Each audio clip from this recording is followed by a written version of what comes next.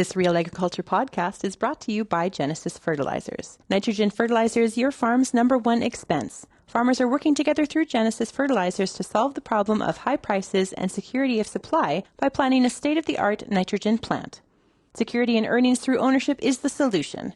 Visit Genesis today at genesisfertilizers.com to learn more.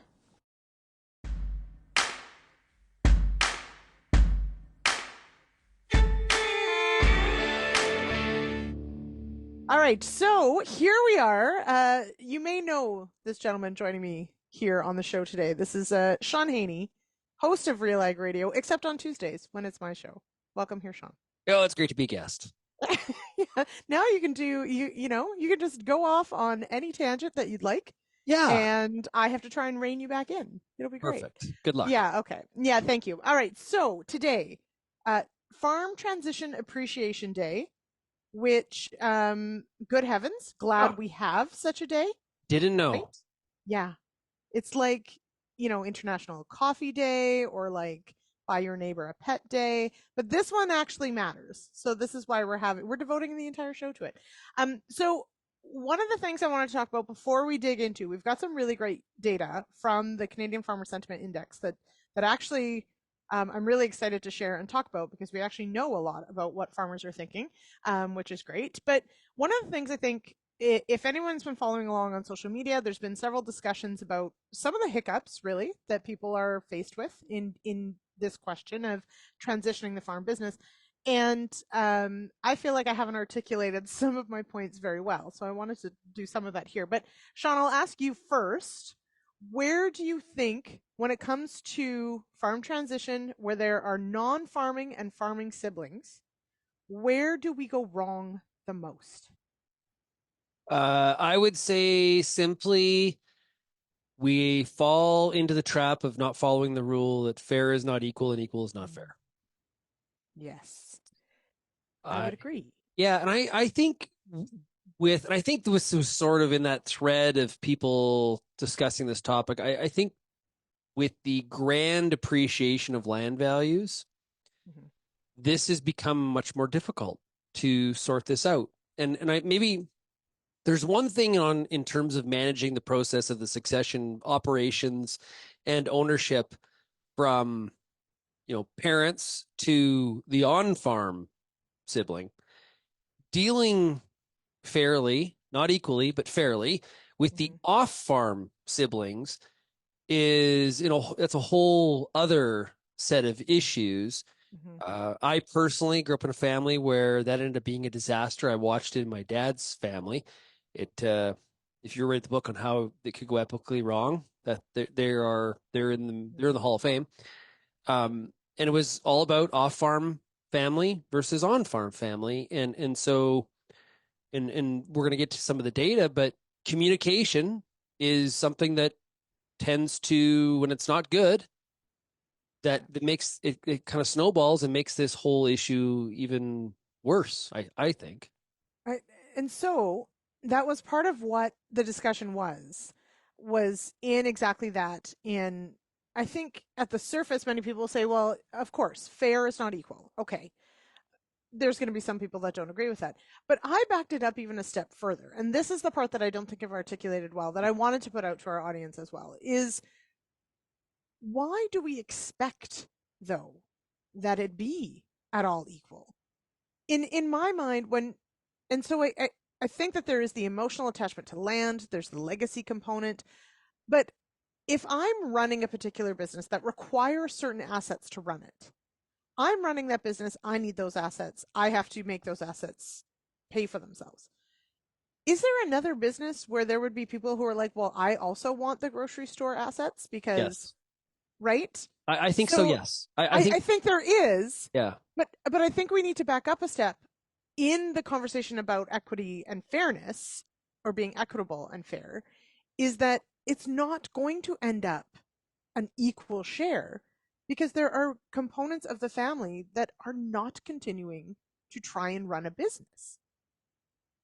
Yeah, and I think if you think about it as the oldest generation, it is very difficult as a parent. You committed your life to running this family business and growing it and making it financially sustainable over the long term. And you have more kids than are interested in being a part of that family business long term. And you could be running the local hardware store, or you could be running your farm. It's the same considerations. The challenge is that you're doing that for your family, which is everybody. That's an inclusive word. Nobody says, I'm really doing this just for the child that's going to stay here. The other ones are really screwed. Okay, but why does it have to be that though? So my point was the Because expectation. here's why. Yeah. And I'm not defending it. I'm saying this is how it happens. No, yeah. Traditionally in agriculture, everyone's wealth is wrapped up in that operation. People do not have a lot of other assets external of the farm that they can pass on or use as a piece of the succession to those off-farm children. Everything is reinvested. Everything is in that operation. It's in the land. It's not in commercial real estate or, making up stuff here. But Yeah. I think that's the why of it, Lindsay, and why it becomes very, very difficult for us to be able to deal with this issue, because all of the wealth's in one spot, and it's the farm. Right. So my follow-up to that, because I get that, I understand it, and I know that certainly we have some phenomenal advisors and accountants and lawyers that work with families to set up things like life insurance policies or trusts or other things that account for other children, non-farming children. And when we say children, they could be in their 60s, for crying out loud, right? Oh, yeah. We're not talking about kids. Wait till I right? bring up the retirement ages. Yes, they are in their Yeah, 60s. exactly. We're talking about potentially, adults or people nearing their own retirement. So, I mean, there are ways to account for the non-farming children, but there also, to me, I think needs to be from the early on, and maybe that's the part that maybe we're not talking about as much, is the expectation set out early on. Oh, That, 100%. right? That, this is not, I guess I use the example, and I mean, we farm now, but my dad's retired. Like, at no point do I feel entitled in any way to any penny he has. Right? Now, he worked very hard for our family. He worked long hours, and when we were little, he worked 2, 3 jobs. Like, he retired, he's done well. But like, why would I be entitled to a penny of his? I'm not. So, but in the farm, there is this expectation that the farm has built wealth, and we're talking big numbers, right? Because farmland values, right, have appreciated exponentially in the past, let's say even 20, 30 years, that we're talking, yes, big dollars, but there's also a sense of entitlement there. And why do we have the entitlement part? That's the question. It could be a generational thing. That's one. Two, I think it's easy to pick on the younger generation and be like, oh, those, kids nowadays so entitled. They think they would, because they grew up in this, better off from a wealth standpoint, and so there's some entitlement that goes with that. Many times I wonder if it's not the older generation that sets that sort of expectation. I know from our family's, my family example, I said that was in the Hall of Fame. That was exactly what happened. There was communicated.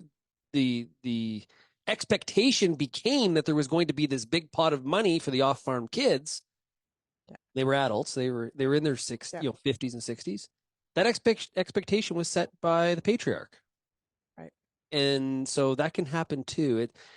I think if you think about all the succession advisors we talk to at Real Agriculture, they will all talk about how start early.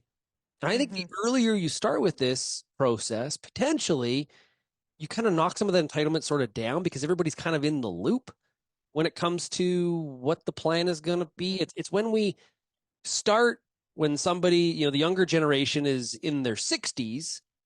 Well, of course, if you've never talked about this, it would be very easy to not even have a sense of entitlement, just have the wrong expectations, because heck, you know what happens on the farm? We just don't talk about money.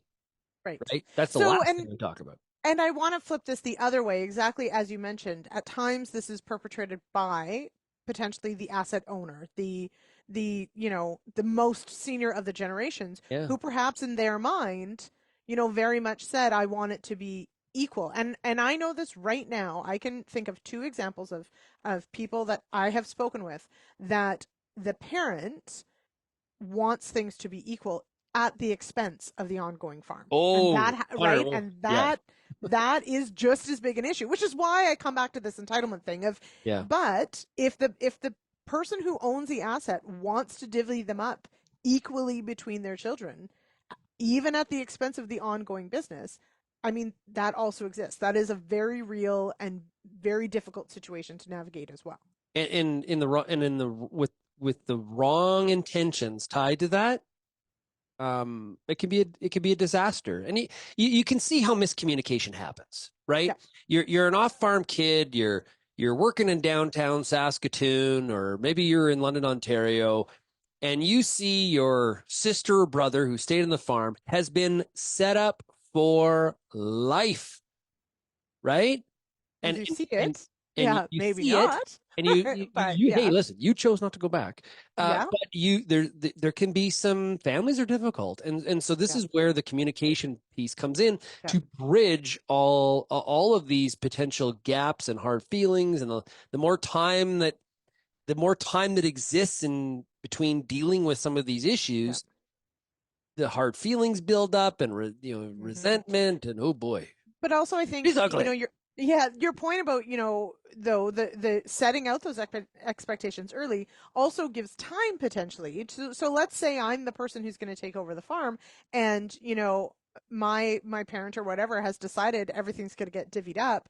There's time to sit down and say, here's how you're going to leave this business.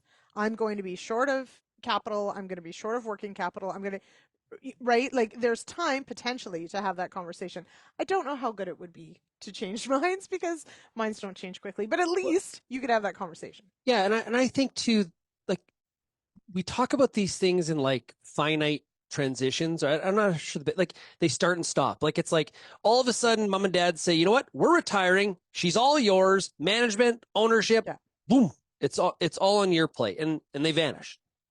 And I don't know why there's not more of a transition period where there is a mature way. We're talking big dollars now. Yes. Yeah. When we look at the average farm size in Canada or the US, I'm not sure why there's not much more of a, a mature transition like we would see in other situations. I think that's Hmm. something else that has to be. Sometimes we tie too closely management transition and ownership transition Oh, as yeah. if they are exactly the same thing, and they are not. It's sort of like the idea of, someone coming on as, say, CEO or chief operations or whatever, but doesn't necessarily become the majority shareholder all in the same day. Like there Right. is a big difference, Yeah. right? All right, so let's get into it then, Sean. We did, remind me, this is from the Canadian Farmer Sentiment Index. How many people did we have answer, and when is this data from? Oh, this is bad last spring. Okay, You got me on the number. Somewhere between I six can and look it seven up. hundred people Okay, would have answered this survey about farm transition. So yeah, okay, it's basically spring of 22. okay. 23, you mean? 23. Oh yes, right. We're in We're 24. 24 now. I'm I still know, adjusting. I I get a know, I 30 am days too. grace period. Yeah, that's right. We all do. Although it is officially too late to say Happy New Year. Oh, Friday was the deadline, yes, just so you know. absolutely. Just so everyone. I've given up already. Yeah. Okay, good. All right. All right. So walk us through. We saw, I mean, some pretty interesting numbers for sure. Where do you want to start? Do you want to start on sort of the scope of the problem, like the average age of our farmers? Yeah, And from well, let's there, actually talk. One of the things we asked them is at what age do you plan to retire from farming? Okay. yeah. Which I find kind of interesting. Was there a I don't plan to? Did we let them? I think that's the older than 75 group, Hmm. Okay. and that's 26% of the sample. Interesting. That's a lot. Yeah, and people are working to older ages now. Mhm. So, you can go to like Walmart, for example, and see a lot of people that are, you'd be like, oh, like, that person's definitely in their 70s, right? Like, so people are Yep. working older to later ages now. Yep. Trying to stay active, maybe they're dissatisfied with the boredom of retirement. Like, there's lots of reasons why you work to an older age. Yep. Um, Between 65 and 70 was the largest population, which is 29%. Okay. Okay. what's interesting here is that only 4% said before the age of 60. So that I guess doesn't really I don't know, does it surprise me, or that just I think that's maybe where we're a little bit different than the rest of the sample, like the general population. I will say this, the younger you were, the more likely you were to say a younger age with retirement. Okay, so when that makes sense to me though, Yeah. because I used to think that, people in their 40s were like nearing retirement. And then now that I'm in my 40s, I'm like, oh, that's a long way off. So Yeah, that and makes sense. everybody has the dream of like Freedom 55, right? Yeah. And then there's reality. Yeah. You realize 55 is way too young, and you also recognize that you have bills to pay and they probably won't be gone at 55. Oh, and these kids want to go to there's that. school, they want to do Exactly. stuff, and Yeah. yeah. And I think too, people's attitude towards retirement has changed somewhat as well. I know mine has, where I could see myself working to a later age, maybe not doing some of the things that I'm doing on a daily basis, but there's the opportunity now to do some stuff later on in life. Now, another interest, and I don't have a reason for this, maybe you do. The Western Canadian farmer is much more interested in retiring earlier than the Eastern Canadian farmer. Interesting. So, and if we look at between the ages of 60 and 65, 24% of the people in the West said that's their ideal time to retire. In the East, that was only 9%. Do we have similar business demographics as far as, like, these are mostly grain that answer this? No, this is grain, and the grain would be about for sure half the sample, but it includes livestock too. Yeah, okay. And because the majority that would sort of feel like one of the bigger differences, maybe when I think about perhaps Ontario and the West, is I don't know, perhaps people in the West, if you're a mainly grain operation, you're used to getting away now and again, maybe it just feels more possible. I don't know, to like actually step away from the business at a, typical retirement age. I don't know. I don't have an explanation for it. 36% of respondents from Eastern Canada said they plan to retire when they're older than 75. The West was only 18%. So interesting. Yeah, people in the East are much more stubborn. Let's put it that way. Well, if I had to speculate this, I would have said it would be pretty even. We wouldn't see it. This is, sometimes we don't see a difference in some of the geography questions. This is one where I would expect it the same. Like, and that's a stark difference. Yeah, Ontario people think about Florida just like the prairie people think about Arizona.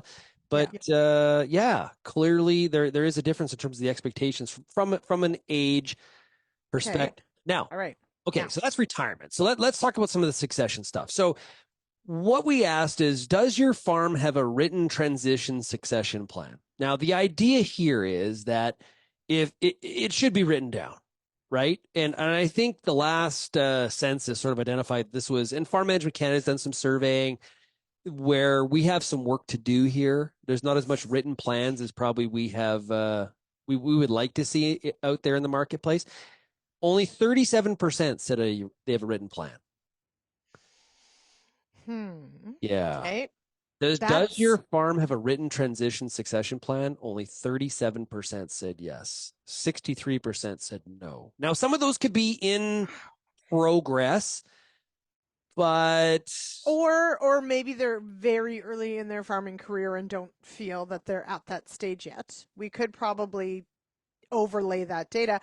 Even still, that still only accounts for a portion of the respondents. Yeah.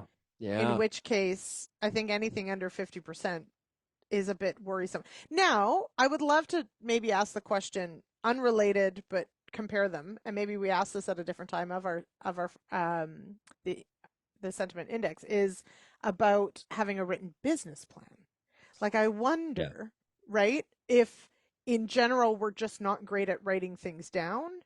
And so we're even worse at having transition plans, maybe? I don't know. We have a difficulty in communicating, right? And so why would I need to write it down? It's all in my head. Even though there's all these people around me and they're supposed to be able to read my mind. Because I think when I presented last week at the Ontario Ag Conference, the Farm Management Canada says 1 in 5 farmers have a written business plan. Right. So this would be This would be more, actually, this would be better. this would be lofty. This is be right. So, what yeesh. when Yeah. we asked farmers, are you working with any external advisors to help your farm through this transition? Because I think this is important because Yep. any good group needs a moderator, right? Somebody Yep. to a chair to steer you through these aren't all just rosy discussions. So you need Yep. somebody to make sure that everyone's getting an equal amount of talking time, their concerns are heard, there's respect in the room, all those kind of things. 64% said they are. So Okay. That's I, pretty good. I think that's pretty good too. And of course, if I remember correct, accountants were the number one person Right. that people are working with. Yeah. Which I think logically we often think about the accountant and the accounting side. But we also know that there are far more people that need to be involved. But at the very least, because sometimes I think, and I love accountants, and a good one is worth their weight in gold, sometimes I think we expect them to be miracle workers. An accountant is not necessarily a um a someone who is completely up to date on all the tax questions that you might have. There may be a lawyer that needs to be involved for real estate. There may need to be just a moderator on the family side, on the relationship side too. So I'm glad to know that many people have some and that the accountant is maybe the go-to. But I think, and most farm accountants that I know will be very quick to say, let's bring in, I need to talk to this person on this, or let's bring in this person, or can you ask this person this, so that they work together, because it takes a team. It's not a Yeah. one person thing. We separated the sample by, are you the youngest on the youngest generation of the farm, the middle generation on the farm, or the oldest generation on the farm? When we looked at the barriers to farm succession, the older generation believes financial costs, tax considerations is the biggest barrier to getting your transition plan completed. The youngest generation, lack of communication. So differences in those generations. We looked at which of the following best describes where your farm is in the process of transition and ownership or succession of ownership. Okay, so this is back to where we said there could be 38% are in the middle of the transition, 25% saying just getting started. It's actually a perfect bell curve, to be honest with you. We haven't started yet, 10%, and only 25% saying, hey, we're finished for the time being. Okay. So a lot in motion here. Which maybe that's good. Like, let's hope that that's because demographic wise, we know, and we know this from our Canadian census numbers and from the egg census, that our farming demographic is older than the average. So we do have to keep in mind that time doesn't stop here. So there always needs to be something in motion. Approximately how many years will it be until your farm has fully completed the transition plan as it relates to ownership? 4 to 6 years, 27%, 7 to 9 years, 21%, 10 to 15 years, 22%, and more than 15 years, 10%. So 1 to 3 years was only 16%. So the transfer of the ownership assets, and remember, there's a difference between management transition and ownership transition. Ownership transition, we've got a number of years out. We're longer out. Yeah. And again, exactly to that point, that's fine, right? In that realistically, the asset transfer is probably one of sort of the final steps in a transition, but so many things happen long before that. And I kind of already mentioned this. The barriers to transition. The number one reason was tax implications. Number two reason was lack of communication. Number three was financial costs. So two of those three are tied to having the accountant involved, which ties to they are the leading external consultant that is assisting people. But I think it's a bit of a challenge to the accountancy sector, or it's a challenge it's a challenge to accountants. Yes. Make sure they're not just dealing with the numbers, but also be dealing with some of the softer stuff like communication, right? Lack of transparency between parties involved was one of the lowest or the lowest.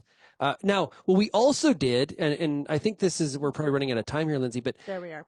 Okay, what we also did was looked at the people that had completed their work and looked at what their goal was in terms of some of these criteria, and then what actually happened. Okay, so first of all, ensuring siblings on the farm are treated fairly. So people's goal was 4.43 out of 5.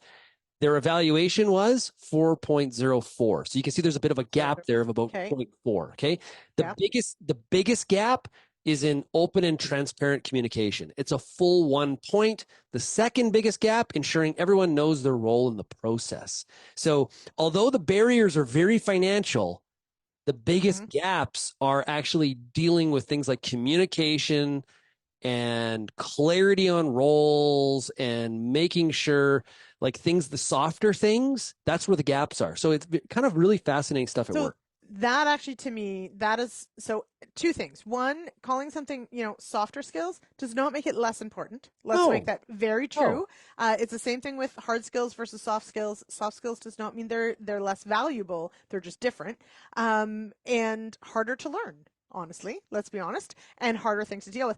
Also, I think that it's easier to sort of quantify in your brain the financial cost or the tax implications. It's harder to quantify, how much of a challenge is the communication, the transparency, the everyone being treated fairly. And so I like that the numbers sort of play that out in this, in that realistically we're not hitting the mark on the transparency, the communications, the roles, because they are the harder things to actually master, to get right. Like that's all there is to it. We are out of time. However, I do want to direct everybody to the Canadian Farmer Sentiment Index, because this is ongoing. This is a super cool thing that Real Agriculture is involved in. So RealAgristudies is a partnership between us and Justin Funk with AgriStudies, and through RealAgristudies, we put out surveys throughout the year, and we ask these questions and many, many more. And I highly recommend everyone head on over to RealAgristudies.com. You can find past coverage of surveys that we've done, and also you can participate when these surveys come up. We got the January ones out next week. Yeah, and they take, Sean, how long do they take? 4 or 5 minutes? Oh, maybe 6? 6 at the most. Yeah, so they're quick, but we get all sorts of really good data. So head on over there. Okay, Sean Haney, thank you for joining me here on Real Ag Radio and RealAgriculture.com. Yeah, I'll come back anytime. Okay. Honestly, farm succession, very, very important. Great job focusing on it for the whole show. It is. It's really, when we think about threats to our industry and the long-term survivability and sustainability of the family farm, management of the succession transition process.